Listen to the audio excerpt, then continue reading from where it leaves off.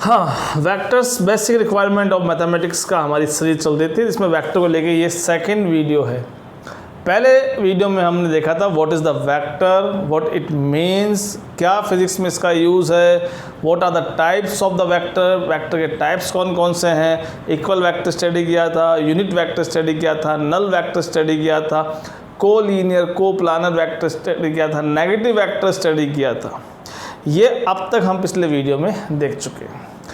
अब वहाँ पे हमने वेक्टर और स्केलर का एक डिफरेंस भी देखा था, और हमने उस डिफरेंस का सेकंड पॉइंट था मेरे ख्याल में, जिसमें हमने लिखा था कि स्केलर को तो हम सिंपल एल्जेब्रिक सम से ऐड कर सकते हैं। सिंपल एल्जेब्रिक सम का मीनिंग क्या हुआ कि जैसे आप अगर ये पेन है, इस पेन की लेंथ है L1 और इस पेन की लेंथ है L2। अगर मैं पूछूं आपसे what is the total length of this two pens, तो your answer is simple L1 plus L2, because we consider length और distance as a scalar quantity. तो उसको आप सिंपल जो एडिशन होता है, जिसको हम एल्जेब्रिक सम भी बोल देते हैं, सिंपल एडिशन के थ्रू उसको ऐड कर सकते हैं। तो स्केलर में तो ऐड करने की कोई प्रॉब्लम थी नहीं, बचपन से हम सीखते हुए आ रहे हैं। लेकिन वेक्टर्स को ऐड करने में प्रॉब्लम आती है, उसको आप सिंपल ऐसा ऐड नहीं कर सकते। तो आज की हमारी क्लास इसी को लेके है कि कैसे हम वेक्टर्स को ऐड करें।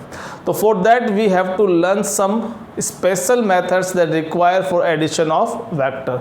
वन इज ट्राइंगल लो, सेकेंड इज पैरेललोग्राम लो, एक लो और है, ठीक है, पॉलीगन लो। लेकिन वो ट्राइंगल लो और पॉलीगन लो में कोई ज़्यादा डिफरेंस नहीं है, तो हम ट्राइंगल लो पढ़ लेंगे, पॉलीगन अपने आप समझ में आपको आ जाएगा।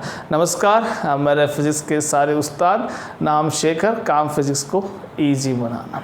चलिए स्टार्ट करते हैं vector addition vector addition method start करते हैं। सबसे पहले रिक्वायरमेंट क्यों पड़ी, क्यों हमारा सिंपल एल्जेब्रिक सम से काम नहीं चल रहा था। जैसे अगर मैं मान लो दे आर 2 और 3 bodies having mass m1 m2 m3, ये 3 बॉडी है जिनके पास मास m1 m2 m3 है, तो इनका नेट मास कितना होगा, तो simple just m1 plus m2 plus m3 ऐसे ऐड करता है। ये हो गया आपका एल्जेब्रिक सम, और मास स्केलर क्वांटिटी है तो आपने इसको सिंपल एल्जेब्रिक सम से ऐड कर दिया।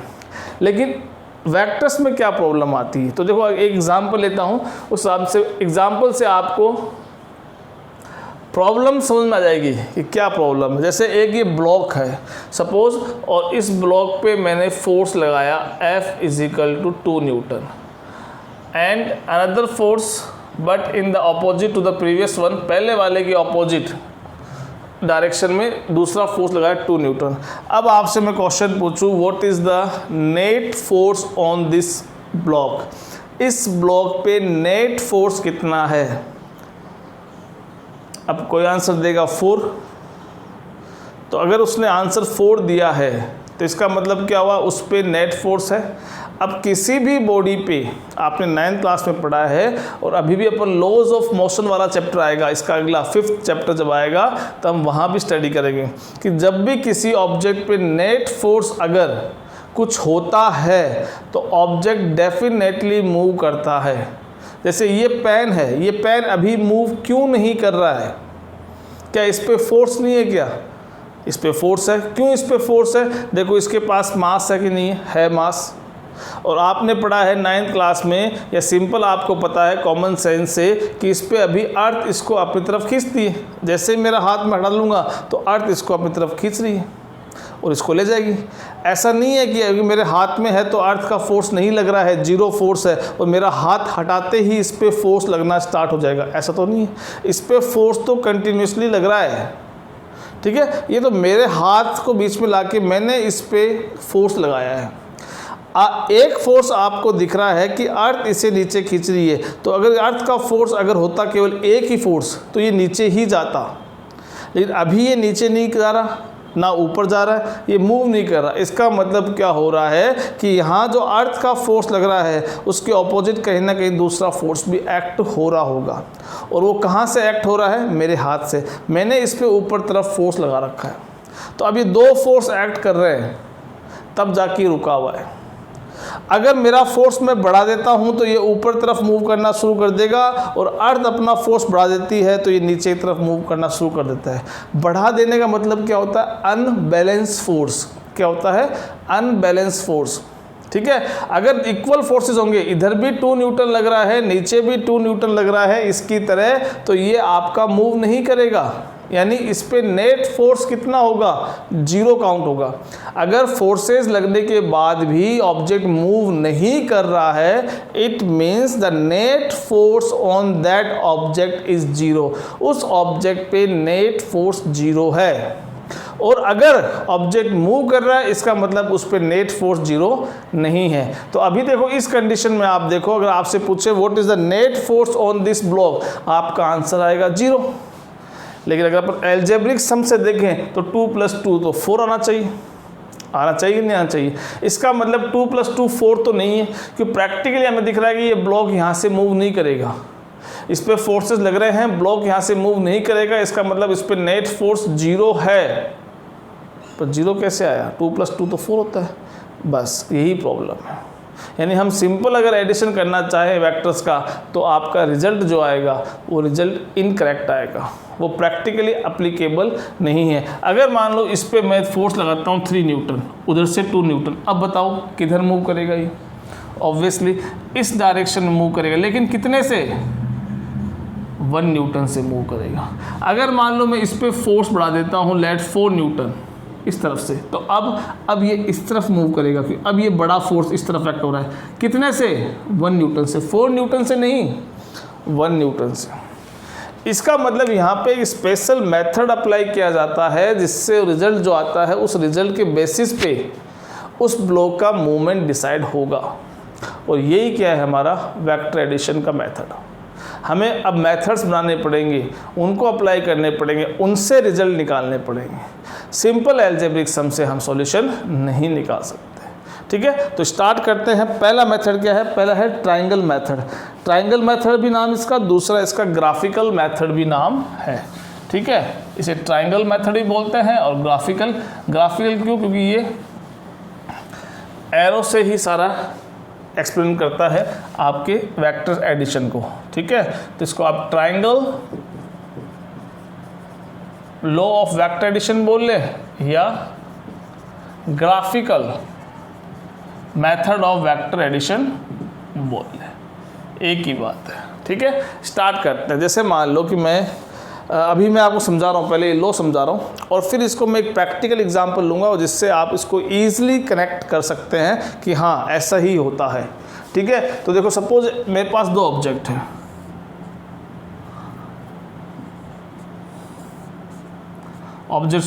दो वेक्टर है। अब मैं 2 वेक्टर बोल रहा हूँ, इसका मतलब क्या है, सारी वेक्टर क्वांटिटीज, ये 2 फोर्स हो सकते हैं, 2 इलेक्ट्रिक फील्ड हो सकते हैं, 2 ग्रेविटेशनल फील्ड हो सकते हैं, 2 वेलोसिटी हो सकती है, 2 एक्सेलरेशन हो सकते हैं, 2 डिस्प्लेसमेंट हो सकते हैं। हाँ, ऐसा नहीं होगा कि एक वेलोसिटी है एक एक्सेलरेशन है, ऐसा ऐड नहीं होगा। जिन भी 2 क्वांटिटीज़ को आप ऐड कर रहे हैं वो दोनों वेक्टर सेम फिजिकल क्वांटिटी होनी चाहिए। ध्यान रखना, डिस्प्लेसमेंट और वेलोसिटी को आप ऐसे ऐड नहीं कर सकते, ये दोनों या तो वेलोसिटी होनी चाहिए या दोनों ही डिस्प्लेसमेंट होना चाहिए। अब आपको इन दोनों का एडिशन बताना है। ठीक है, सपोज कैसे मान लो कि 2 बॉडी है जिन पे 2 फोर्स एक्ट हो रहे हैं, तो ये दोनों मिलके कितना नेट फोर्स बताएंगे आपको। तो इस लॉ के अकॉर्डिंग क्या होता है, हम एक क्या करते हैं, पहले आपका a + b मुझे परफॉर्म करना है, यानी मुझे इन दोनों वेक्टर्स का सम बताना है, एडिशन बताना है, यानी a + b कितना आएगा, लेट वो c है, a + b = c है, तो c की वैल्यू बतानी है मुझे। देखो कैसे करूँगा, सबसे पहले मैं a को दोबारा ड्रॉ करूँगा। किस तरह से ड्रॉ करूँगा, ना तो मैं a का मैग्नीट्यूड चेंज करूँगा, मैग्नीट्यूड मतलब बताया था मैंने लेंथ, इसकी लेंथ को चेंज नहीं करूँगा, और ना ही इसकी डायरेक्शन चेंज करूँगा, यानी एक तरह से इसका इक्वल वेक्टर ड्रॉ कर लेता हूँ अलग से। अब a में क्या ऐड करना है, b ऐड करना है, तो b को आप कहाँ लाओगे, a की हेड पे। a में b जोड़ना है तो a के साथ क्या रखोगे, b रखोगे। b रखोगे कैसे, ना तो b की डायरेक्शन चेंज करनी है और ना ही b का मैग्नीट्यूड चेंज करना है, जैसा है वैसा रखना है। कैसे रखना है, इसकी ये टेल इसके हेड पे लाके रख दो, ये रख दी। ठीक है, ये वेक्टर b आ गया। तो अब मैंने ए और बी दे दिया। अब इसका रिजल्टेंट कौन सा है, यानी रिजल्टेंट यानी सी, इन दोनों का सम जो सी है वो कहाँ है यहाँ पे, क्योंकि दो वेक्टर्स को जोड़ोगे तो एक वेक्टर ही आएगा। मैंने इधर 2 न्यूटन फोर्स लगाया, इधर 2 न्यूटन फोर्स लगाया, तो 2 + 2 4 हो गया, तो 4 न्यूटन आंसर आया। 4 न्यूटन क्या है, फोर्स है। फोर्स क्या है, वेक्टर है, यानी दो वेक्टर को ऐड करोगे तो भी वेक्टर ही मिलेगा आपको, ठीक है। तो अब वहाँ वेक्टर कहाँ है, तो देखो यहाँ क्या करेंगे हम कि जिनको जोड़ना है उनको रख दिया ऐसे। अब कहाँ से स्टार्ट किया आपने, यहाँ से, और कहाँ ख़त्म हुआ एडिशन आपका, यहाँ। एडिशन आपका स्टार्ट यहाँ हुआ, ख़त्म यहाँ हुआ, तो यहाँ से यहाँ एक एरो ड्रॉ कर दीजिए। इस बी को मैं नीचे ले आता हूँ ताकि ये दिक्कत नहीं करे हमारे लिए। ए से बी, ये आपका सी है जिसकी वैल्यू क्या है, a + b। तो अब ये लोग क्या कहता है, देखो इसमें ध्यान रखना, एक इंपॉर्टेंट लाइन ध्यान रखना जो बहुत बार काम आएगी 11th में भी 12th में भी। जब भी दो वेक्टर को ऐड करना हो आपको, तो जिन दो वेक्टर्स को ऐड करना है, जिन दो वेक्टर्स को ऐड करना है उनको रखना है सेम ऑर्डर में। सेम ऑर्डर मतलब कैसा हुआ, ऐसे और ऐसे, ये इनका सेम ऑर्डर हो गया, और इनका रिजल्टेंट इनके ऑपोजिट ऑर्डर में आएगा। ऑपोजिट मतलब सेम कैसा होगा, अगर मैं इसको ऐसे ड्रॉ किया, इसको ऐसे ड्रॉ किया, और सी को मैं ऐसे ड्रॉ कर देता, एरो आप देखो इधर है, लेकिन मैं इसका उल्टा एरो ड्रॉ करता, यहाँ सी ख़त्म करता, तो हम क्या बोलते कि सी सेम ऑर्डर में है। लेकिन नहीं, यहाँ हमें जो रिजल्टेंट आएगा उसको ऑपोजिट ऑर्डर में ड्रॉ करना है। जिन दो वेक्टर को आपने ऐड किया है उनके ऑर्डर से, आपने ए और बी को ऐड किया है तो इनके ऑपोजिट ऑर्डर कौन सा हुआ, ए और बी ऐसे ऐड हुआ, तो इनका ऑपोजिट ये ऐड होगा, ठीक है। ये सेम ऑर्डर है, ये कौन सा है, ऑपोजिट ऑर्डर है। आगे समझ में, तो इस तरह से C = a + b आपका रिजल्ट आ गया। अब देखो ये क्या बन गया, एक ट्राइंगल बन गया। क्या नाम इसका, ट्राइंगल मेथड। इसलिए इसका नाम है कि हम यहाँ ये करते हैं कि हम इस लॉ के अंदर एक ट्राइंगल बनाते हैं, और ट्राइंगल की 3 साइड्स होती है। 2 साइड्स तो क्या होगी, जिन दो वेक्टर्स को ऐड करना है, और तीसरी साइड कौन सी होगी, उनका रिजल्ट। ये और ध्यान रखना है कि जिन दो वेक्टर को ऐड करना है, जिन उनका जो ऑर्डर है उसके ऑपोजिट ऑर्डर में हमारा रिजल्टेंट आना चाहिए। तो ये तो हमारी बेसिक थ्योरी हो गई। अब देखो एक एग्जांपल लेते हैं सिंपल, और उससे आप समझ जाओगे। जैसे मान लीजिए आप अभी मेरा वीडियो देख रहे हैं, बिल्कुल मैं आपके बिल्कुल सामने खड़ा हो गया, कोई दिक्कत आपके, कोई दिक्कत नहीं। ये मैंने पेन होल्ड कर रखा है अभी, ठीक है। इस पेन के साथ मैंने 2 थ्रेड बांधी, थ्रेड मान लीजिए, रस्सी कुछ भी मान लीजिए, ठीक है। आपके इधर एक चुन्नू बैठा है और आपके इधर एक मुन्नू बैठा है, ठीक है। 2 बच्चे और बैठे हैं आपके पास, क्योंकि अगर ऑफलाइन क्लास होती तो बच्चे बिल्कुल सामने मिलते, लेकिन ऑनलाइन पर आप यही मानिए कि आप समझदार हैं, बीचों बीच बैठे हैं, और इधर आपका एक दोस्त चुन्नू बैठा है, इधर आपका दोस्त एक मुन्नू बैठा है, ठीक है। बिल्कुल बराबर डिस्टेंस बैठे हैं आपसे, ठीक है। दोनों बराबर बिल्कुल सोशल डिस्टेंसिंग मेंटेन करके, 2 गज दूरी मेंटेन करके। अब जैसे ही मैं उन दोनों को इंस्ट्रक्ट करता हूं कि मैं जैसे ही काउंट करूं 3 तक, आप दोनों को एक साथ इस थ्रेड की हेल्प से, जो थ्रेड मैंने इनके हाथ में पकड़ाई है उसकी हेल्प से इसको खींचना है, और बराबर फोर्स से खींचना है, ठीक है। तो मैंने कहा 1 2 3, खींचते ही क्या हुआ, इसने इधर खींचा, इसने इधर खींचा, कहाँ आएगा ये पेन, ये मार्कर बिल्कुल आपके पास आ जाएगा, सीधा का सीधा। इसका मतलब अब देखो यहाँ पे 2 वेक्टर पहले एक्ट हो रहे हैं, एक वेक्टर ये चुन्नू का, एक वेक्टर ये मुन्नू का, और चुन्नू मुन्नू जब एक साथ एक्ट करते हैं तो 2 फोर्स चले। ये 2 फोर्स जब एक्ट हुए तो आप देख रहे हो कि पेन पे नेट फोर्स आपकी तरफ लगा है, इसलिए पेन आपकी तरफ आया है। यानी this is let A, this is let B and this is at C। तो अब ये प्रैक्टिकल सिचुएशन आप समझ गए कि हाँ ऐसा ही होता है। अब इसको हम ग्राफिकल से देखें, ट्रायंगल लॉ से देखें, तो देखना कैसे, इसको ऐसे समझना। ये देखिए आपका ये मार्कर है, ये मार्कर को मैंने शो किया एक डॉट से, मार्कर को मैंने एक शो किया डॉट से, और इधर आपका ये चुन्नू बैठा है, इधर ये मुन्नू बैठा है, और बीच में आप समझदार बैठे हैं, समझदार, आप बीच में समझदार बैठे हैं, ठीक है। अब जैसे ही इन्होंने फोर्स लगाया, लेट इसका फोर्स F1 है, इसका फोर्स F2 है, और बराबर फोर्स लगाया, मान लो 2 न्यूटन और 2 न्यूटन, लगाया नहीं लगाया, तो क्या होगा, ये बिल्कुल सेंटर में आना चाहिए, यानी इनका रिजल्टेंट का जो एरो बन के आए वो आपके अकॉर्डिंग प्रैक्टिकली आपने देखा बिल्कुल सेंटर में आना चाहिए। क्या आता है क्या? चलो कैसे देखेंगे, हमारा ट्रायंगल लॉ अप्लाई करेंगे। ट्रायंगल लॉ में देखो ये दो वेक्टर है और उन दोनों को तो ऐड कर रहे हो, क्योंकि यहाँ जो रिजल्टेंट आ रहा है वो इन दोनों का एडिशन तो है, ये दोनों तो एक्ट हो रहे हैं, तो इनको कैसे लिखोगे? तो देखो मुझे क्या करना है, मुझे F1 बताना है, F2 से ऐड करके रिजल्टेंट मैंने F दे दिया, ठीक है। तो पहले मैं करूँगा, जैसे यहाँ A रखा तो ऐसे मैं यहाँ F1 रखूँगा, डायरेक्शन चेंज नहीं करूँगा, मैग्नीट्यूड चेंज नहीं करूँगा, तो मैंने ये F रख दिया, ऐसे दिख रहा है आपको F1 ऐसा है कि नहीं, थोड़ी सी लाइन और बड़ी कर लूँ, ये F1 हो गया, ये मार्कर से F1 लग रहा है। फिर मैंने कहा कि A पे B जोड़ना है, तो B जब ऐड करोगे तो B की टेल A के हेड पे रखोगे, यानी यहाँ F2 की टेल F1 के हेड पे रखोगे और बिना डायरेक्शन चेंज किए, बिना मैग्नीट्यूड चेंज किए, तो ये रहा हेड, और वहाँ से F2 की टेल, ये F2 की टेल में उठा के लाया और यहाँ रख दी, ये यहाँ रख दी। और अब ये F1 ये F2, मैंने कहा जिन वेक्टर्स को ऐड करना है वो सेम ऑर्डर में और उनका रिजल्टेंट उनके ऑपोजिट ऑर्डर में, तो ये सेम ऑर्डर, ये सेम ऑर्डर, ये भी सेम ऑर्डर, लेकिन हमें तो रखना क्या है, ऑपोजिट ऑर्डर, ये ऑपोजिट ऑर्डर, ये आपका नेट आ गया।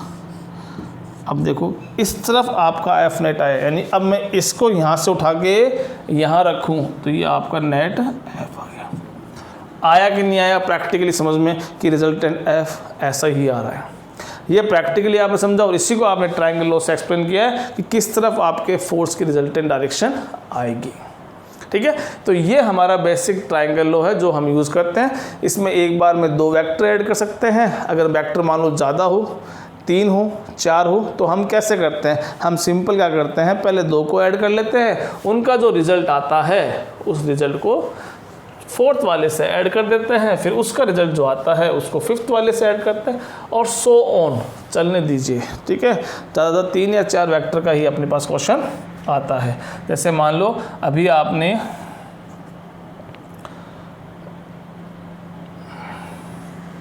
ये A और B जोड़ा, भी आपने ये A और B जोड़ा, इसका रिजल्टेंट क्या आ गया, ये C आ गया, ठीक है।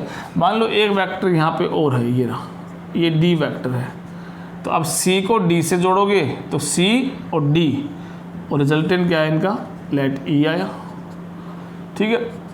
तो E क्या है, E A plus B plus C plus D का रिजल्टेंट है, ठीक है, क्योंकि E किससे बना है, C और D से बना है, और C किससे बना है, A और B से बना है, ठीक है। अगर मान लो ऐसे कुछ होता, ये मान लो F होता, तो अब G वेक्टर आता, अब वो E plus F equal to G। तो इस तरह से अपन मल्टीपल वेक्टर्स अगर होंगे तो उनको ऐड करेंगे, लेकिन तरीका वही है, पहले कोई 2 ऐड कीजिए, उनका रिजल्ट अगले से ऐड कीजिए, उनका रिजल्ट इससे अगले से ऐड कीजिए, ठीक है। ये हमारा ट्रायंगल है।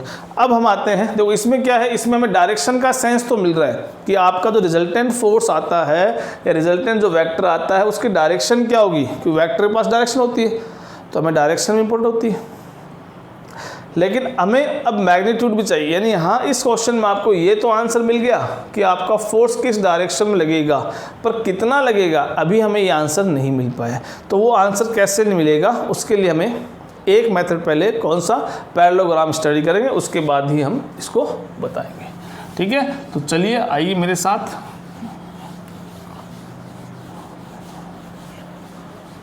और चलते हैं पैरेललोग्राम लॉ। बड़ा इंपॉर्टेंट लॉ है, बहुत ज़्यादा यूज़ है इसका 11th 12th में। वेक्टर एडिशन आप पढ़ोगे तो 11th 12th के जो स्टार्टिंग के चैप्टर्स में आप आओगे तो वहाँ इनका बहुत यूज़ है इलेक्ट्रोस्टैटिक्स में, ठीक है। नाम क्या है, पैरेललोग्राम। जैसे वो लॉ कौन सा था, ट्रायंगल लॉ था, तो हमने वहाँ ट्रायंगल बनाया था। अब यहाँ से आप समझ गए हैं कि यहाँ हम क्या बनने वाले हैं, पैरेललोग्राम कुछ बनाएंगे और उसकी हेल्प से हम हमारी कैलकुलेशन करेंगे। यहाँ हमें एक फॉर्मूला मिलने वाला है, उस फॉर्मूले का हम यूज़ करेंगे और हम न्यूमेरिकल वैल्यू निकाल सकते हैं अब। ठीक है, कैसे करेंगे? तो जैसे मैंने 2 वेक्टर ले लिए, जैसे एक वेक्टर p है और एक वेक्टर q ले लिया। ठीक है, ये 2 वेक्टर मेरे पास है p और q, a b भी ले सकते हैं, जैसे आपकी इच्छा हो, ध्यान रखना कुछ भी ले सकते हो आप।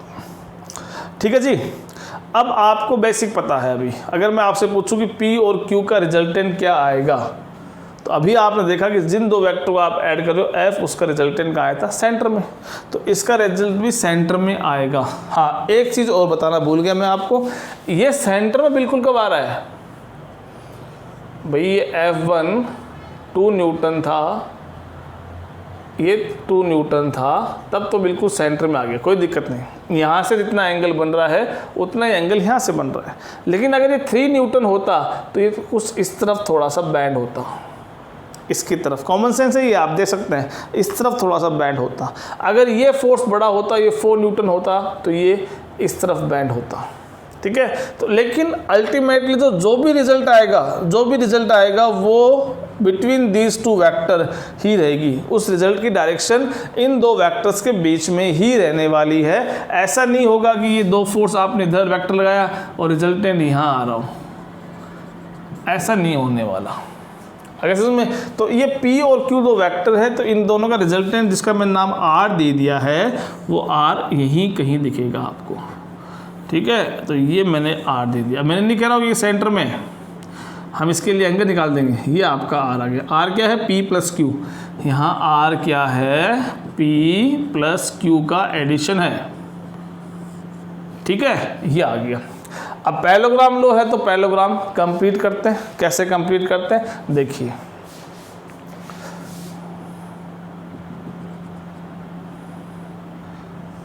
एक साइड तो कम ये पड़ रही थी, और देखो इस, क्योंकि आपको पता है कि ये साइड्स पैरेलल होती है, पैरेललोग्राम में ये साइड्स होती है पैरेलल, यानी ये और ये दोनों साइड्स एक दूसरे के पैरेलल है।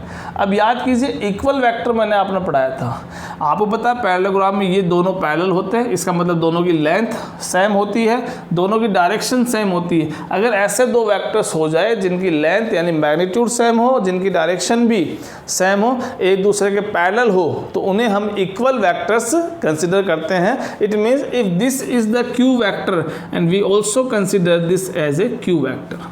आगे समझ में?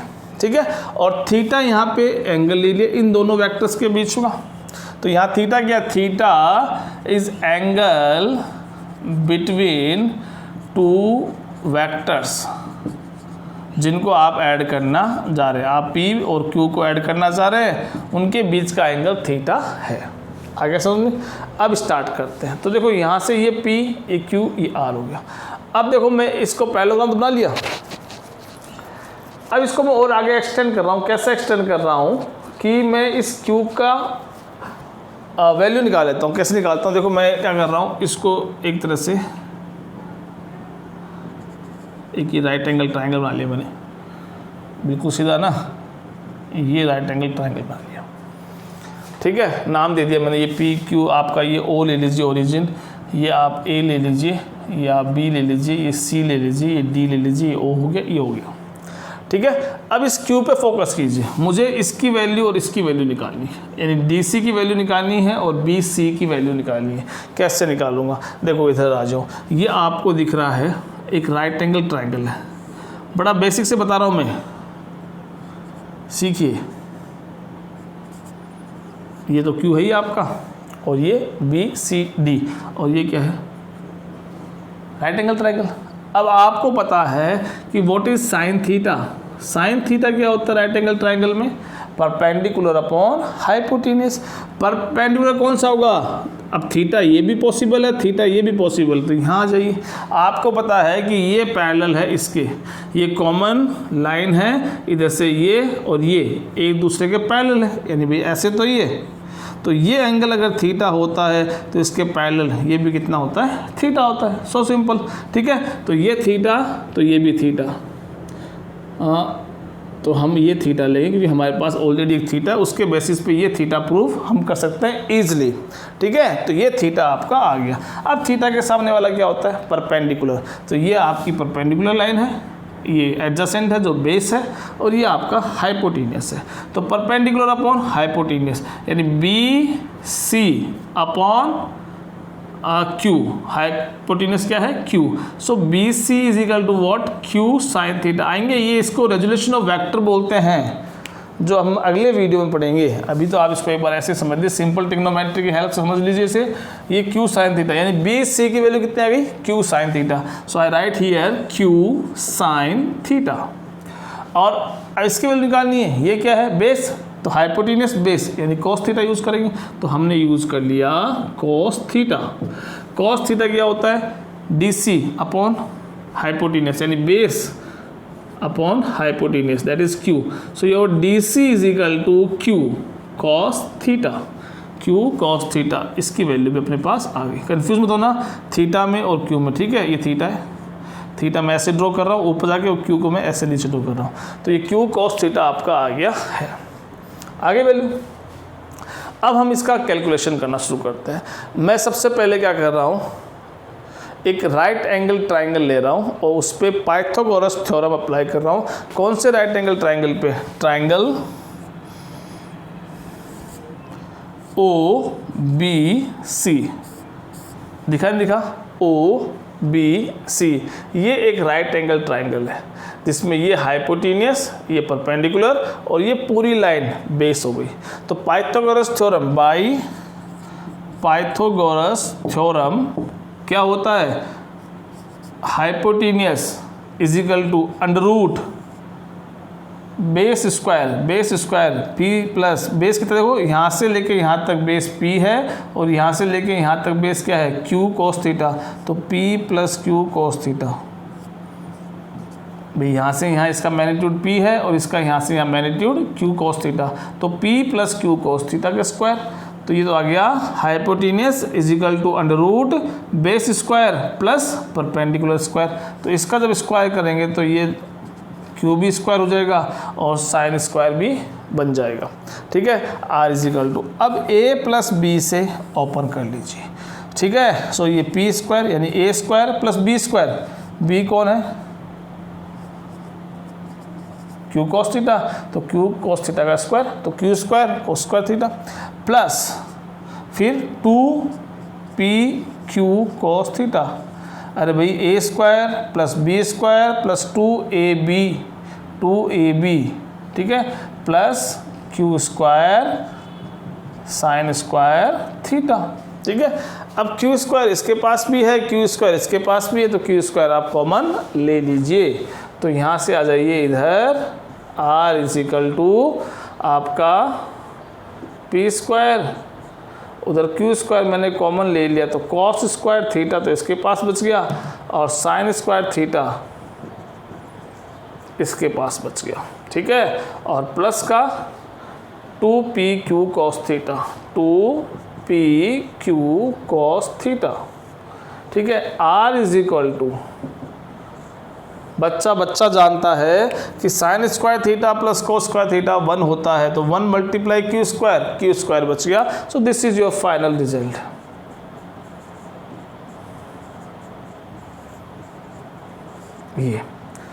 ये क्या है? ये रिजल्टेंट का मैग्नीट्यूड है। इस रिजल्टेंट का मैग्नीट्यूड है जो किसका रिजल्ट है? P और Q का। अभी देखो हमने एग्जांपल लिया था, उसको यहीं सॉल्व कर लीजिए। अभी जो मैंने एग्जांपल लिया था कि फोर्स 2 न्यूटन इधर लग रहा है, चुन्नू मुन्नू वाला एग्जांपल था ना, और ये फोर्स की डायरेक्शन आपको ट्राइंगल लॉ से मिल चुकी थी, लेकिन इस फोर्स का मैग्नीट्यूड, इसकी वैल्यू, इसकी न्यूमेरिकल वैल्यू कितनी है वो हम इस वाले फॉर्मूले से निकाल सकते हैं। सपोज ये यहाँ से यहाँ एंगल दोनों आपस में 60 डिग्री बना के फोर्स लगाया है, क्योंकि मैंने कहा था ये बिल्कुल आप सेंटर में खड़े हैं, आपसे ये मान लो 30 डिग्री पे है और ये यहाँ से 30 है, तो टोटल कितना हुआ? 60। तो एंगल कौन सा लेते हैं हम? जिन दो वेक्टर्स को ऐड कर रहे हैं उनके बीच का एंगल लेते हैं। किस किस को ऐड कर रहे हैं? इसको। तो देखो इसी की वैल्यू यहाँ पुट करते हैं। तो अब resultant force F is equal to P vector Q vector, यहाँ F1 वैक्टर, यहाँ F2 वैक्टर, यानी P की वैल्यू यहाँ पे 2 होगी तो 2 का स्क्वायर प्लस 2 का स्क्वायर प्लस 2 इंटू 2, भाई पी भी 2 है, क्यू भी 2 है और 2 है ही है, और cos 60 कितना हो गया आपका, ये cos 60 कितना होता है 1/2, cos 60 1/2, तो ये 2 से 2 कैंसिल हो गया। अब यहाँ से आप देख लीजिए कितना बच गया, 4 + 4 कितना हुआ 12, बचा नहीं बचा, 4 + 4 + 12 यानी ये हो गया 2√3 न्यूटन, 2√3 न्यूटन आपका आंसर आ गया। इतना नेट फोर्स लग रहा है इस डायरेक्शन में, बिल्कुल सेंटर में। आगे समझ में, ऐसे हमने दोनों लो एक साथ यूज़ करके आपको एग्जांपल में बता दिया है, ऐसे आप यूज़ कर सकते हैं, ठीक है। अब यहाँ से तो आपने डायरेक्शन निकालना सीखा, क्या हम यहाँ भी हम ये डायरेक्शन निकाल सकते हैं क्या? कि देखो P आप अप्लाई कर रहे हो, अरे भाई इधर आपको क्या था, इधर आपने फोर्स लगाया, तो जो दो वेक्टर्स आप अप्लाई कर रहे हैं उनकी डायरेक्शन तो आपको पता ही है कि मैं इसको इधर खींचूंगा, यानी आपसे 30 डिग्री पे खींचूंगा, आपसे 30 डिग्री पे खींचूंगा, तो मुझे इनकी डायरेक्शन तो पता ही है। हमें पता क्या नहीं होता है, हमें रिजल्टेंट की डायरेक्शन नहीं पता है, वो किधर आ जाए। भाई अगर दोनों इक्वल फोर्सेज है अभी एग्जाम्पल के अकॉर्डिंग, तब तो ये बिल्कुल सेंटर में आना है, कहीं दिक्कत नहीं है। तब तो आप कह दो कि सर दोनों के बीच टोटल 60 था, तो यहाँ से 30, यहाँ से 30, ख़त्म बात। लेकिन अगर उसका फोर्स बड़ा होता है, इसका फोर्स छोटा होता है, तो ये थोड़ा सा इस तरफ जाता है। तो अब हम ये डायरेक्शन कैसे निकालें, इसकी डायरेक्शन हम कैसे निकालें? तो हमें जो डायरेक्शन पता होती है उसका रेफरेंस लेके हम उसकी डायरेक्शन निकाल सकते हैं। जैसे मुझे पता है कि यहाँ से ये 30 डिग्री पे है, कौन सा, P वेक्टर, यानी F फोर्स 30 डिग्री पे है, तो इससे कितना, मान लो ये इधर आया, तो यहाँ से मैं इसका कंपेरिजन कर सकता हूँ कि F फोर्स से कितने डिग्री पे आपका रिजल्टेंट मिल रहा है। यानी जिनकी हमें डायरेक्शन का नॉलेज है उन्हीं डायरेक्शंस का हम रेफरेंस लेके हमारे रिजल्टेंट की डायरेक्शन निकाल सकते हैं। तो इसका मतलब अब ये जो R रिजल्टेंट आया है इसकी डायरेक्शन निकालनी, तो मुझे वेक्टर P और Q जिनको जोड़ना है उनकी डायरेक्शन मुझे पता है, तो इसके से एंगल बीटा बना के मान लो ये R रिजल्टेंट हमें मिल रहा है। R का मैग्नीट्यूड तो ये आ गया है, कितना R मिलेगा, ये मैग्नीट्यूड है, पर किस डायरेक्शन मिलेगा, क्योंकि रिजल्टेंट भी एक वेक्टर ही होगा, उसके पास मैग्नीट्यूड भी होगा, उसका फॉर्मूला ये रहा। अब उसके पास डायरेक्शन निकालो वो कितनी होगी, तो देखो यहाँ पे करना है, इसी का यूज़ करना है। आप ये मेरे ख्याल में लिख लीजिए, अगर नोट्स वैसे मैं प्रोवाइड कर दूंगा, फिर भी ये देख लीजिए आप। अब मैं इसको यहाँ से हटा रहा हूँ, अब डायरेक्शन निकालते हैं।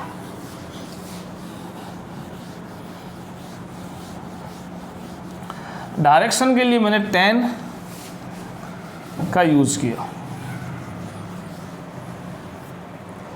देखो दोबारा ट्रायंगल मैंने कौन सा लिया, OBC, दोबारा वही ट्रायंगल लिया। इस ट्रायंगल में मुझे बताओ tan, देखो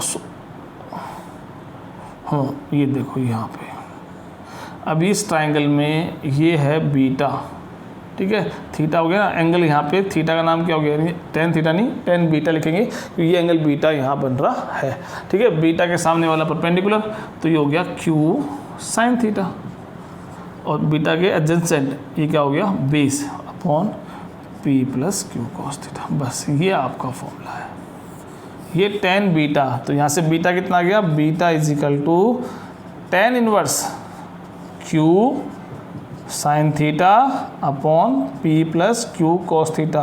क्यों? क्योंकि हमें पता है कि हम दो कौन से फोर्स लगा रहे हैं, यानी दो वेक्टर हमें पता है, एक ये वाला वेक्टर 2 न्यूटन, एक ये वाला वेक्टर 2 न्यूटन, और थीटा क्या है, उन दो वेक्टर्स के बीच का एंगल। जैसे यहाँ 60 था, यहाँ ये थीटा रिप्रेजेंट हो रहा है, ठीक है, तो थीटा की वैल्यू यहाँ पुट करेंगे, उससे हमें इसकी डायरेक्शन भी मिल जाएगी, ठीक है। तो ये डायरेक्शन यहाँ मिल जाएगी। अब जो भी वैल्यू है वो अपन tan इनवर्स से निकाल सकते हैं। ऐसा नहीं है कि आप केवल P के अकॉर्डिंग ही लो, आप Q से भी एंगल मेज़र कर सकते हैं, ठीक है। जब Q से एंगल मेज़र करोगे तब आपका फॉर्मूले में कुछ नहीं करना है, बस इतना चेंज हो जाएगा, ये बन जाएगा P sin थीटा, यानी जहाँ P लिखा हुआ है वहाँ Q कर दो, और जहाँ Q लिखा हुआ है वहाँ P कर दो, तो ये जगह P sin theta, Q plus P cos theta बन जाएगा। बस इतना चेंज है। दो फॉर्मूले याद मत रखो, एक आप ये बेसिक याद रखो, उससे आप सोल्व कर सकते हैं। ठीक है, अब इसमें कुछ स्पेशल केस पढ़ते हैं जो हमारी कैलकुलेशन को थोड़ा फास्ट करेंगे। हम बार बार ये पूरा फॉर्मूला है, कौन सा formula, R equal to P square. थोड़ा बोर्ड को साफ कर लेता हूँ मैं। देखिए अभी result that we got, R equal to under root P square Q square plus 2pq cos theta. हमारा जो अभी एग्जाम्पल था हम उसको लेके चलते हैं। ठीक है, जैसे ये ब्लॉक है और हमारे पास दो फोर्स है जो इस पर हम अप्लाई करेंगे, F1 और F2। ठीक है, अगर मान लो दोनों फोर्सेस के बीच का एंगल 0 डिग्री है, यानी दोनों वेक्टर्स के बीच का, अगर इस ब्लॉक पे मैं F1 फोर्स 2 न्यूटन F1 इधर से लगाऊं और F2 भी मैं इधर से लगाऊं, तो अब प्रैक्टिकली आप समझ सकते हैं कि ब्लॉक मूव करना शुरू कर देगा। अगर दो जने इधर ही फोर्स लगाए उस ब्लॉक पे तो ब्लॉक मूव करना शुरू कर देगा 4 न्यूटन के फोर्स से। ये बोलोगे आप, तो 4 न्यूटन देखो आता कि नहीं आता है। तो यहाँ देखो सिंपल, जब आपका थीटा कितना हो जाए 0 डिग्री, क्योंकि यहाँ पे दोनों के बीच का एंगल 0 डिग्री, क्योंकि दोनों एक दूसरे के पैरेलल एक्ट कर रहे हैं। ठीक है, तो इस हिसाब से क्या हुआ,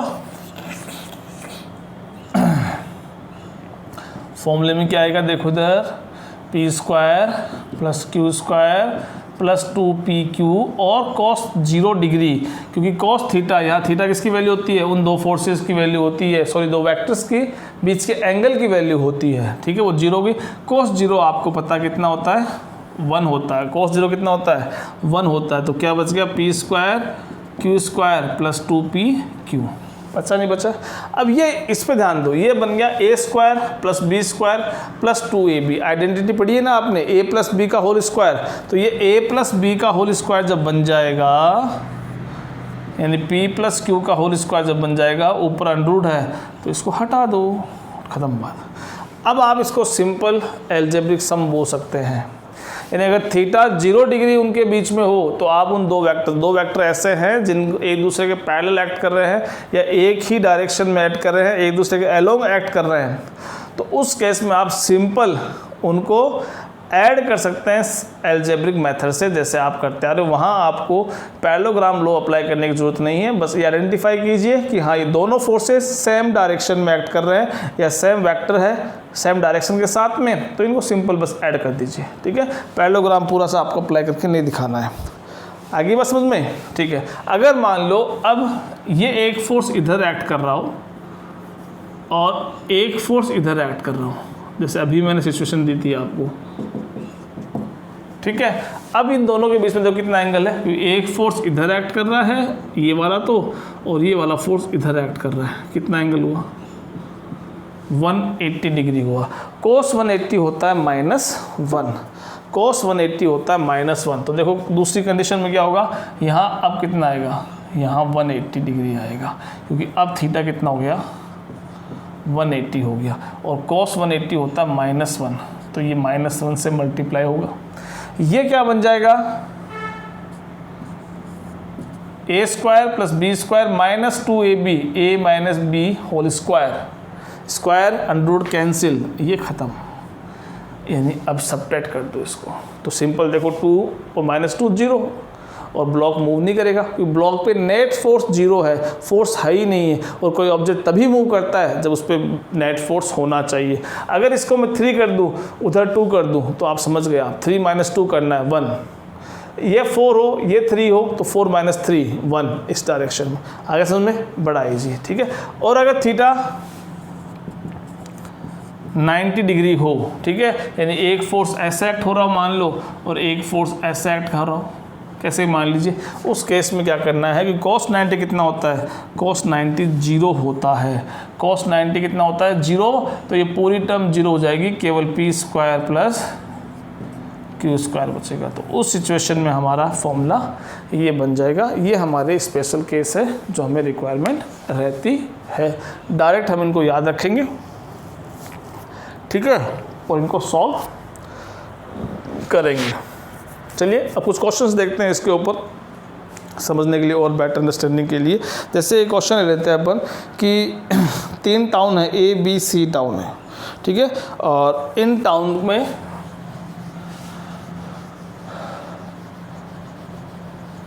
इनकी लोकेशन गिवन है। कैसे? जैसे मान लीजिए टाउन A ये रहा, टाउन B कह रहा है, वो टाउन B ये रहा। ये कह रहा है कि जो टाउन A है वो B से नॉर्थ डायरेक्शन में 20 किलोमीटर दूर पे है, ठीक है। तो अब देखो यहाँ पे मैंने ये नॉर्थ, ये साउथ, ठीक है, ये वेस्ट और ये ईस्ट, ये तो होता है। तो अब टाउन B से नॉर्थ का है ऊपर तरफ, तो ये नॉर्थ की तरफ कौन है? टाउन A है।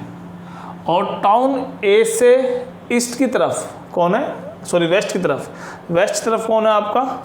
13 किलोमीटर पे टाउन C है, सॉरी, ये टाउन C है 13 किलोमीटर पे और ये 20 किलोमीटर डिस्टेंस पे। अब कह रहा है कि B से कोई स्पाइस जेट लेता है, कोई भी मतलब जेट प्लेन लेता है और सीधा C की तरफ जाता है B से। तो अब मतलब जेट प्लेन है, तो जेट प्लेन तो सीधा उड़ता है और सीधा यहाँ पहुँच जाता है, ये आ गया, ठीक है। तो अब यह क्या पूछ रहा है आपसे? उसका डिस्प्लेसमेंट बताओ, कितना डिस्प्लेसमेंट हुआ है, और एंगल बताओ कितने एंगल पे हो गया है, ठीक है। बी से कितने एंगल पे हम चाहें, कितनी डिस्टेंस यानी कितनी डिस्प्लेसमेंट करें हम, और किस एंगल पे करें ताकि हम कहाँ पहुँच जाएं? सी पे पहुँच जाए। तो यहाँ देखो आप, एक तरह से ये ट्रायंगल लॉ अप्लाई हुआ है, this plus this is equal to this. क्योंकि आप देखो यहाँ पे एक ट्रायंगल बना हुआ है और यहाँ पे 2 वेक्टर हैं जो सेम ऑर्डर में है, और एक वेक्टर आपका ऑपोजिट ऑर्डर में है। क्योंकि डिस्प्लेसमेंट B से C हो रहा है, तो ये इनिशियल पॉइंट है, ये फाइनल पॉइंट है, तो मेरा एरो ऐसे ही आने वाला है, ठीक है। तो अब ये कह रहा है, देखो यहाँ पे 2 सेम ऑर्डर में हैं, कौन कौन? B ये वाला और ये वाला, और ये ऑपोजिट ऑर्डर में है। तो अभी आपको ट्रायंगल लॉ में सिखाया था कि जिन 2 वेक्टर्स को अपन ऐड करते हैं वो सेम ऑर्डर में रहते हैं और उनका रिजल्टेंट ऑपोजिट ऑर्डर में मिलता है। यानी ये 2 वेक्टर आपके एडिशन, इनका एडिशन ये है, ये वाला इनका एडिशन है। यानी मैं यहाँ लिख सकता हूँ this is let B, this is A, this is C, ठीक है। So your CB, this CB is equal to CA, sorry पहले B से A गया ना, तो BA plus AC, this plus this is equal to this, तो this का मतलब ये हो गया BC, तो BC is equal to BA plus AC आपका रिजल्ट आ गया, ठीक है। इनका एडिशन करना है, तो आपको BA की वैल्यू पता है 20 है, AC की वैल्यू पता है 30 है, और देखो इनका जो आप पैरेललोग्राम लॉ है जो अभी आपने सीखा है वो अगर आप अप्लाई करते हो तो आपके पास 2 वेक्टर है, कौन कौन से? एक वेक्टर ये रहा, एक वेक्टर ये रहा, इसकी वैल्यू कितनी है? 20, तो ये आ गया, इसकी जगह 20 का स्क्वायर, इसकी कितनी है? 13 का स्क्वायर प्लस 2 20 30 कॉस। अब देखो कॉस थीटा किसके बीच का? जिन 2 को ऐड कर रहे हो, इन दोनों को ऐड कर रहे हो, तो ऐड करते हो, तो मैंने कहा था कि एंगल 2 वेक्टर्स के बीच का कैसे निकालते हैं? वो 2 वेक्टर्स की टेल आपस में जुड़ी होनी चाहिए, तब उनके बीच जो एंगल होता है उसे हम थीटा एंगल, उनके बीच का एंगल कंसिडर करता है। यहाँ देखो, यहाँ इन दोनों के बीच का एंगल निकालना है, लेकिन इसकी टेल है, इसका हेड है, दोनों की टेल होनी चाहिए, यहाँ पे दोनों का हेड होना चाहिए, तब हम उनका एंगल निकालते हैं। पर कोई बात नहीं, अगर मैं इसको पीछे कर दूँ ऐसे, जैसे मान लो मैं इसको पीछे कर दूँ, तो ये B को मैंने ऐसे रख दिया, तो ये दोनों के हेड मिल गए, कितना एंगल है? 90 डिग्री है। तो cos 90 कितना हो गया आपका? 0। cos 90 0, तो ये पूरी टर्म ही 0 हो गई है। तो आपके पास बच गया ये रिजल्टेंट कितना आ गया? 400 400 प्लस 169, 400 169 569, ठीक है, जो अप्रोक्स आपका 24 किलोमीटर आएगा। यानी ये आपका डिस्प्लेसमेंट कितना है? 24 किलोमीटर है। अब ये किस डायरेक्शन में है वो और निकालना है, तो डायरेक्शन भी हम अभी जो आपने फॉर्मूला पढ़ा है उसी फॉर्मूले का यूज़ करेंगे, tan बीटा वाला, और उससे डायरेक्शन निकाल देंगे। देखिए कैसे निकालते हैं। फॉर्मूला क्या था आपका, tan beta equal to Q sine theta upon P plus Q cos theta. तो देखो अब मैं इसको कैसे लिखूंगा, दोबारा ड्रॉ कर रहा हूँ, उस डायग्राम को लो वापस। देखिए इसको मैं ऐसे ड्रॉ कर सकता हूँ कि देखो आपको ये तो आपका BA है, समझना, बड़ी बारीक चीज़ समझा रहे हैं। फिर तो आप इसके साथ बहुत सारे खेल खेल सकते हो, बहुत सारी प्रॉब्लम सॉल्व कर सकते हो। अब मैं देखो इसका रिजल्टेंट इसका इक्वल वेक्टर में ड्रॉ कर सकता हूँ, क्योंकि इक्वल वेक्टर में पैरेलल होने चाहिए, डायरेक्शन सेम होनी चाहिए और लेंथ सेम होनी चाहिए। तो मैंने ये इक्वल वेक्टर ड्रॉ करते हैं यहाँ पे। ये कौन सा हो गया, AB के बाद में ये AC हो गया, इसको मैंने यहाँ ड्रॉ कर दिया। और ये आपका रिजल्टेंट जो आपका 24 किलोमीटर है, ठीक है, और ये आपका 20 किलोमीटर और ये आपका 13 किलोमीटर, ठीक है। इस तरह से ये फाइनल बन गया इन तीनों का। अब यहाँ देखिए हम क्या करेंगे, ये फॉर्मूला अप्लाई करेंगे। तो मैंने मान लो क्वेश्चन शायद टाउन A से पूछ रहा है, टाउन A से किस तरफ जाए, टाउन A से कितने एंगल पे हम जाए कि हमारा C पॉइंट पे पहुँच जाए वो, तो हमें ये एंगल थीटा दे रखा है। तो अब जो थीटा के साथ वाला है वो हमें P मानना है, बताया ना पीछे मैंने, थीटा के साथ वाला P मानना, क्योंकि हमने अभी देखो एंगल बीटा जो बनाया था, एंगल बीटा जो बनाया था वो बीटा किसके साथ था, P के साथ था। जिसके साथ नहीं था वो कौन था, Q, ठीक है। तो ये थीटा ले लो, ये आप बीटा ले लो, इसको बीटा ले लो, आप कन्फ्यूजन ना हो, क्योंकि tan बीटा हमने फॉर्मूला लिखा था। तो tan बीटा ये निकालना है। तो ये बीटा जिसके साथ बन रहा है वो P और जिसको छोड़ दिया आपने वो Q, सिंपल है। तो यहाँ पे वैल्यू पुट करो, ठीक है। तो पहले Q की वैल्यू यानी 30 साइन एंगल 90 है, क्योंकि ये एंगल कौन सा होता है, उन दो वेक्टर्स का जिनको आप ऐड कर रहे हो, इसको और इसको ऐड कर रहे हो। कितना एंगल है, 90 डिग्री, साइन 90। P कितना है 20 प्लस Q कितना है 30 कॉस 90। कॉस 90 तो 0 होता है, साइन 91 होता है, तो ऊपर तो बच गया 30, ये 0 हो गया, नीचे बच गया 20। तो आपके पास बच गया beta equal to tan inverse, उस 10 को धर लेंगे तो tan इनवर्स 13 अपॉन 20 बच जाएगा, जिसका आप आंसर बीटा निकालोगे तो अप्रॉक्स 57 डिग्री आएगा। एग्जाम में ज़रूरी नहीं है आपको पूरा सॉल्व करना है, अगर आपको ये वैल्यू नहीं ध्यान में तो आप यहाँ तक सॉल्व करके छोड़ सकते हो, तो भी आपको पूरे नंबर मिलेंगे, ठीक है। एक क्वेश्चन ये था। एक क्वेश्चन और देखिए कि दो वेक्टर है, दो फोर्स एक्ट कर रहे हैं, एक 5 न्यूटन है और एक 7 न्यूटन है 60 डिग्री एंगल पे, तो उनका रिजल्टेंट बताना है। तो अब आप निकाल सकते हैं, इसमें मेरे ख्याल में ज़्यादा कोई लंबा चौड़ा काम नहीं है, ठीक है। तो दो फोर्स है, एक 5 न्यूटन एक 7 न्यूटन, ठीक है। तो अब एक तो 5 न्यूटन है तो 5 का स्क्वायर, एक 7 न्यूटन है 7 का स्क्वायर, 2 एक 5 एक 7 और उनके बीच का एंगल cos 60 गिवन है, ठीक है। तो ये हो गया 25 प्लस 49 प्लस cos 60 1/2 होता है, तो 1/2 यानी 2 से 2 कैंसिल, 1/2 आएगा, 2 से 2 कैंसिल, ये 35 हो जाएगा। और इसको ऐड करोगे 25 60 40 109, जिसको आप सोल्व करोगे तो 10.44 कुछ आपका आंसर आएगा। रिजल्टेंट फोर्स, दो फोर्स एक्ट हो रहे हैं 60 डिग्री एंगल पे, एक 5 न्यूटन एक 7 न्यूटन, तो आपका रिजल्टेंट फोर्स कितना आएगा 10.44 न्यूटन आपका रिजल्टेंट आंसर आ जाएगा, ठीक है। एक क्वेश्चन और देखते हैं कि ये कह रहा है कि दो फोर्स है, एक 2 न्यूटन और एक दोनों 2 न्यूटन है, तो थर्ड फोर्स कैसे लगा, ये थोड़ा इंटरेस्टिंग है, एक नया तरह का क्वेश्चन है।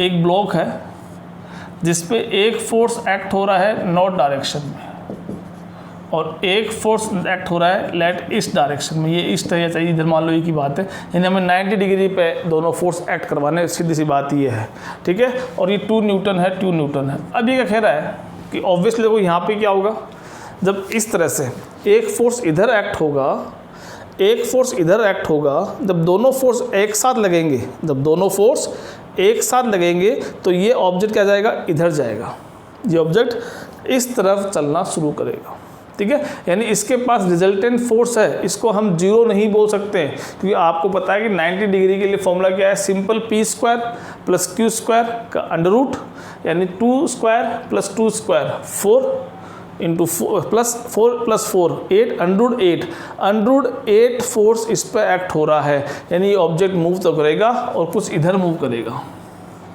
इन दोनों के बीच में कहीं ना कहीं उसका रिजल्टेंट आएगा। ये एफ नेट आ गया इन दोनों का।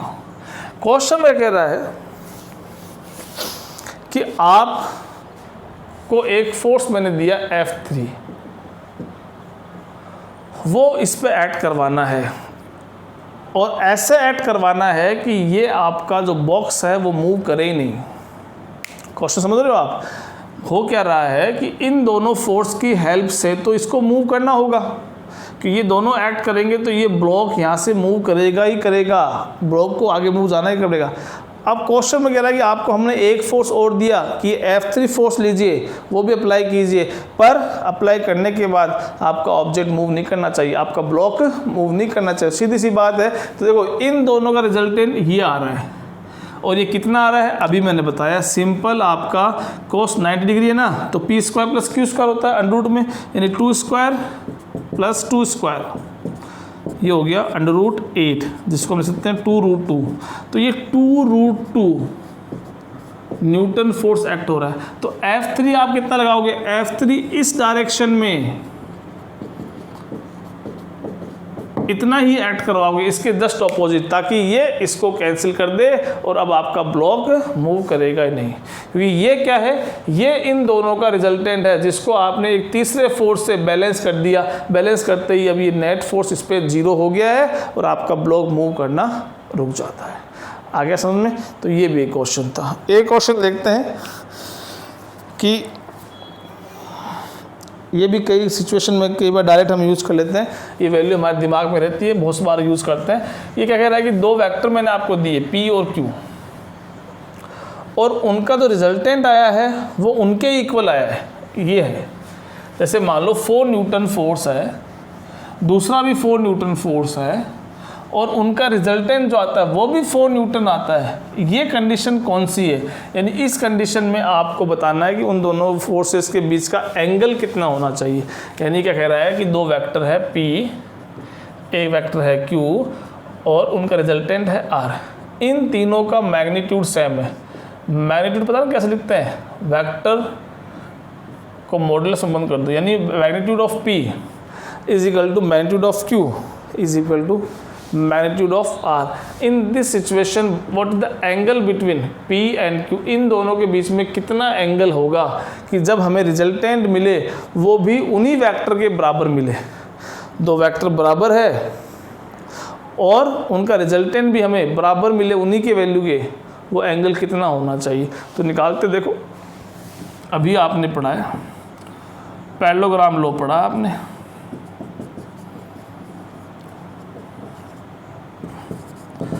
P और Q सब बराबर है, तो इसको भी मैं R बोल दूं, इसको भी मैं R बोल दूं, इसको भी मैं R बोल दूं, इसको भी R, क्योंकि सब R के बराबर है, सब आपस में बराबर है। तो ये क्या हो जाएगा, R square plus R square plus 2R square, क्योंकि R इंटू R स्क्वायर, और cos थीटा हमें नहीं पता।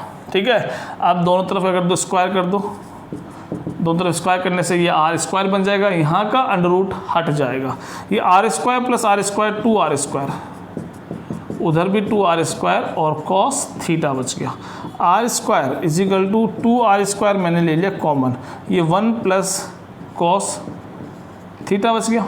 ठीक है, R स्क्वायर से R स्क्वायर कैंसिल, और इस 2 को मैंने उधर भेज दिया, तो ये 1/2 बन गया, उधर 2 मल्टीप्लाई में था, डिवाइड में चला गया, और इधर से 1 प्लस cos थीटा आ गया। ठीक है, इस 1 को उधर भेज दो, तो ये 1 उधर जाएगा तो ये माइनस का बन जाएगा, क्योंकि इस तरफ ये प्लस का था, तो ये half minus 1 is equal to cos theta, तो हाफ माइनस 1 यानी माइनस का हाफ बचेगा इक्वल टू cos थीटा।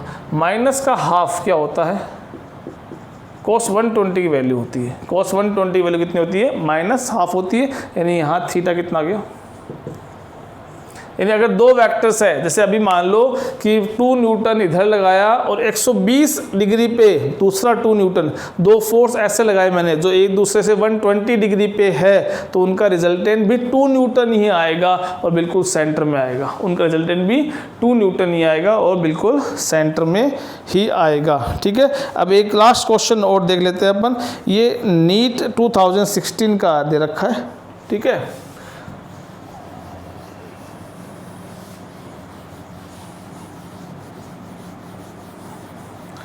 एक चीज़ बताना मैंने भूल गया आपको, सब्ट्रैक्शन बताना भूल गया। ठीक है, सब्ट्रैक्शन वैसे कुछ अलग मेथड नहीं है, इन्हीं का मेथड है, उसी में अपन यूज़ कर सकते हैं। ठीक है, चलो पहले वो पढ़ लेते हैं। सब्ट्रैक्शन ऑफ वेक्टर, वेक्टर का सब्ट्रैक्शन कैसे होता है। देखो, वेक्टर्स का सब्ट्रैक्शन के लिए हमें कोई अलग से मेथड नहीं पढ़ना है, हमें जो वेक्टर मेथड एडिशन का पैरेललोग्राम लॉ पढ़ा है उसी को अप्लाई करना है। कैसे अप्लाई करते हैं, देखो इधर आ जाओ। जैसे अभी आपने दो वेक्टर मैंने आपको दिए ए, एक वेक्टर मैंने दिया आपको बी, और मैंने कहा कि what is the A plus B. तो आपने क्या किया, ए रखा, उस पे ये बी रखा और ये आपने सी बता दिया। रिजल्टेंट जो इनका है ये तो हुआ था। अब मैं ये कहता हूँ कि नहीं, मुझे तो ए माइनस बी वेक्टर चाहिए, मुझे तो ए माइनस बी चाहिए, ए प्लस बी नहीं चाहिए। तो अब क्या इसके लिए अलग मेथड बनाए क्या? इतने सारे मेथड बनाएंगे तो फिर याद कौन रखेगा इनको। तो अब क्या किया हमने एक नेगेटिव वेक्टर का कॉन्सेप्ट पढ़ रखा है, एक नेगेटिव वेक्टर का कॉन्सेप्ट पढ़ रखा है, वो हम अप्लाई करेंगे। कैसे? जैसे मैं कह सकता हूँ कि जो आपका a माइनस बी जो है, क्या मैं इसको ऐसे लिख सकता हूँ? मेरे ख्याल में किसी के कोई पेट में तकलीफ़ नहीं होगी, किसी का हाजमा ख़राब नहीं होगा। अगर मैं a माइनस बी को a प्लस माइनस बी लिख सकता हूँ क्या? आप कहोगे सर लिख सकते हैं। माइनस बी क्या है, याद कीजिए, negative vector of B. Minus B क्या होता है? नेगेटिव वेक्टर ऑफ बी होता है। तो आपका बी ये रहा। अब आपको मैंने बी का नेगेटिव वेक्टर बनाना सिखाया था। जैसे ये बी है, इसका नेगेटिव वेक्टर कैसे बनाना है, आपको जस्ट इसका जो एंगल है वो 180 कर देना है, ऑपोजिट कर देना है, यानी इसके जस्ट ऑपोजिट एक वेक्टर ड्रॉ करना है जिसका मैग्नीट्यूड सेम रखना है, डायरेक्शन घुमा के 180 कर देनी है, डायरेक्शन घुमा के 180 कर देनी है। इस सिचुएशन में ये क्या बन जाएगा, वेक्टर माइनस बी बन जाएगा। अब देखो हमें माइनस बी मिल गया है, यानी अब हम a माइनस बी परफॉर्म कर सकते हैं, क्योंकि a माइनस बी किसके बराबर है, a प्लस माइनस बी। यानी मैं a में से b को सब्ट्रैक्ट करूं, ऐसे बोलूं, या a में माइनस बी ऐड करूं, एक ही बात है। तो अब एडिशन बन गया ये। तो एडिशन पता है आपको, पहले a पुट करो, तो ये आपका a, डायरेक्शन चेंज नहीं, मैग्नीट्यूड चेंज नहीं, लिख दिया।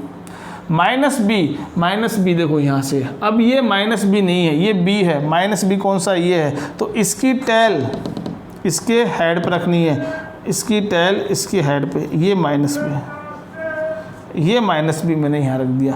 ए के हेड पे बी की टेल, ए के हेड पे बी की टेल, ये सेम ऑर्डर और ये ऑपोजिट ऑर्डर, ये आ गया सी। अब ये सी कौन सा है, ए माइनस बी है। ये सी कौन सा है, ए माइनस बी है। आई होप आपको समझ में आ गया। तो सब्ट्रैक्शन के लिए हम अलग से कोई मेथड अप्लाई नहीं करते हैं। स्पेलिंग देख लेना, शायद तो मुझे पता नहीं। सब्ट्रैक्शन के लिए हम कोई अलग से मेथड अप्लाई नहीं करते हैं, पैरेललोग्राम लॉ ही यूज़ करते हैं। बस जिसको सब्ट्रैक्ट करना है उसका नेगेटिव वेक्टर एक तरह से ऐड कर दीजिए और वेक्टर मेथड अप्लाई कर दीजिए। ठीक है, वो एक क्वेश्चन था नीट का, वो दे देते हैं, उसके बाद अपना आज की क्लास कंप्लीट करते हैं। ये नीट 2016 में क्वेश्चन आया हुआ है।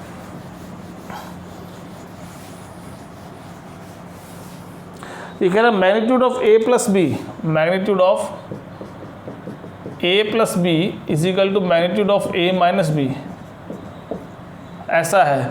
तो बताइए a और बी के बीच कितना एंगल है, उनके बीच का थीटा हमें बताइए। ये नीट 2016 का क्वेश्चन आया हुआ है।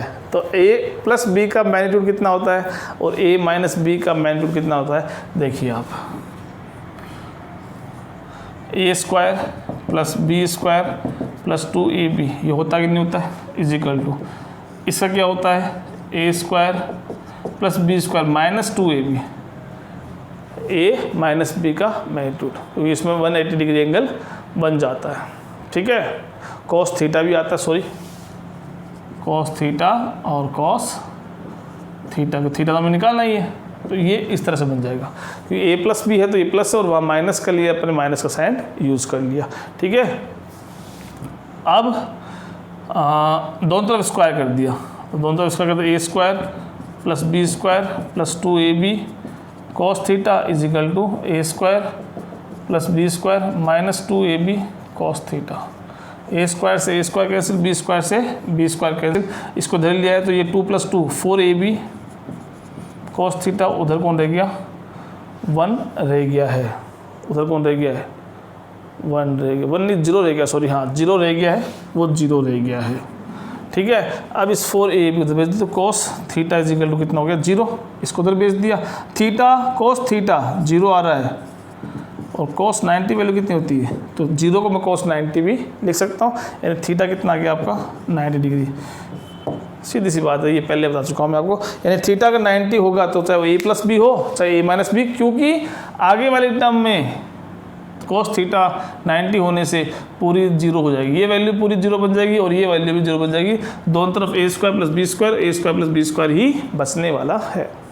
ठीक है, तो ये हमारा वेक्टर एडिशन के जो 2 मेथड्स थे, पैरेललोग्राम, ट्रायंगल लॉ और सबट्रैक्शन, तो मैंने बीच में बताया है, भूल गया था बताना, फिर भी मैंने बता दिया आपको, उसका क्वेश्चन करवा दिया है। ठीक है, तो आप अब पैरेललोग्राम के दोनों मेथड पढ़ लिए, इनको याद रखना, फॉर्मूला याद रखना है, और जो स्पेशल कंडीशंस जो बताइए जो हमारे बार बार यूज आएगी 11th और 12th एज वेल, ठीक है, उनको हमें डायरेक्ट अप्लाई करना ताकि हमारा टाइम कंजप्शन बच जाए। ठीक है, अब हम बात करेंगे अगले वीडियो में, उसमें हम रेजोल्यूशन ऑफ वेक्टर पढ़ेंगे और एक क्लास हो सकती है उसमें हम प्रोडक्ट्स पढ़ेंगे, cos theta sine sorry dot product और क्रॉस प्रोडक्ट। ठीक है, तो 1-2 क्लास और अभी हमें रिक्वायरमेंट है वेक्टर्स को कंप्लीट करने के लिए, क्योंकि वेक्टर्स बहुत ज़्यादा इंपॉर्टेंट है फिजिक्स के लिए और हमें आने भी चाहिए इनकी हर एक डिटेल, इनका यूज़ करना भी। ठीक है, क्योंकि आगे जब हम पढ़ेंगे फोर्स पढ़ेंगे, मोमेंटम पढ़ेंगे, रोटेशनल मोशन पढ़ेंगे, सब में इनका बहुत ज़्यादा यूज़ होगा और इनका बेसिक नॉलेज होना हमारे लिए बहुत ज़रूरी हो जाता है। ठीक है, तो मिलते हैं अगले वीडियो में, till then thank you so much.